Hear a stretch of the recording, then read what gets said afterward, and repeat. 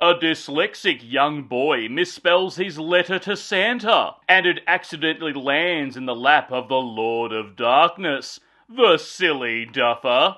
Now for Christmas he gets 3 wishes before his soul belongs to the horned-headed dickhead.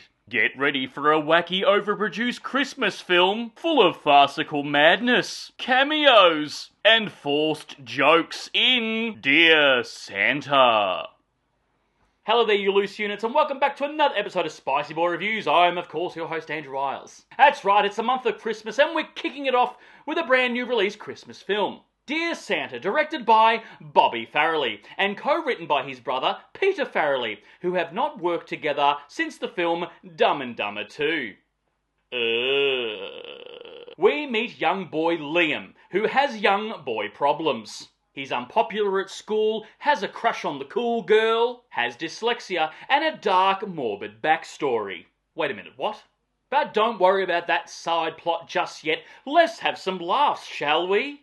Liam has to live with his parents who are constantly arguing and bickering over everything all the time, feeling like their love for one another has truly and thoroughly gone.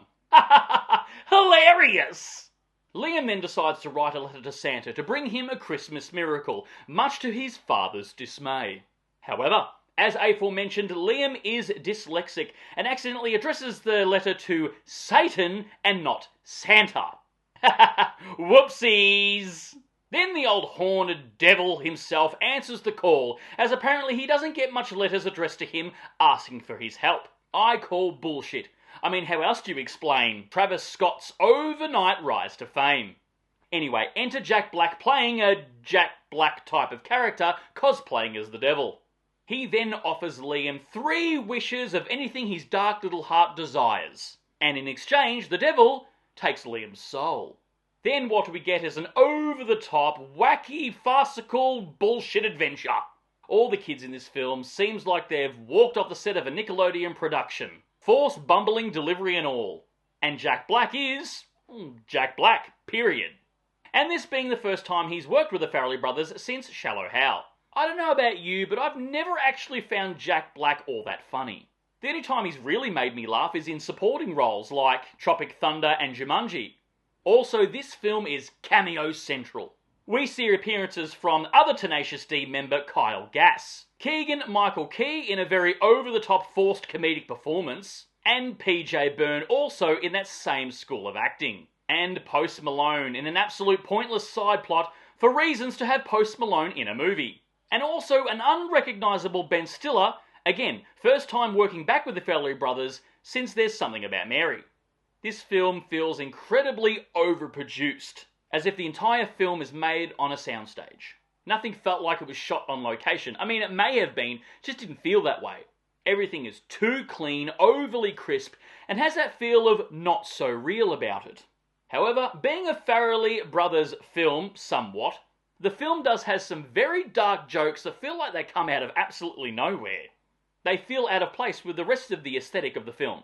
In all honesty, the jokes would have been funnier, and provoked less of a chuckle from me and more of an eyebrow raise thinking, hey, that would actually be a funny joke if it was in another film, and if it wasn't delivered by Jack Black.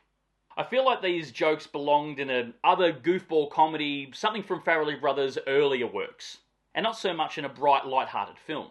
Yeah, it kind of felt very forced. And in saying that, a lot of the scenes went on for way too long, absolutely destroying the potential for a joke. You know the kind of scenes, absolutely draining it and killing it, much like a modern SNL sketch. And coming back to the morbid and dark backstory of Liam and his family, I was like, holy hell! That came out of nowhere! It was like an absolute gut punch. Not that that's a bad side plot or backstory, especially for a Christmas film. That's absolutely fine. But again, it felt very out of place for this style of film. Like the movie is suffering from an identity crisis. It looks and feels one way, then boom! You get this darkness side plot. Which I'm actually all for a Christmas movie. I mean, It's a Wonderful Life, anyone? But it felt dramatically out of place here. And the ending is a massive cop-out and just comes out of nowhere. They were like, yep, gotta wrap this shit up. It's like the film wants its mince pie and fuck it too. Yeah, this is a very disposable Christmas film that will not ever make it on one of those whatever lists of greatest Christmas classics of all time. Anyway, guys, that's my first Christmas movie review for 2024. Write down below if you've seen Dear Santa. What are your thoughts on it? But more importantly, what is your favourite seasonal holiday film?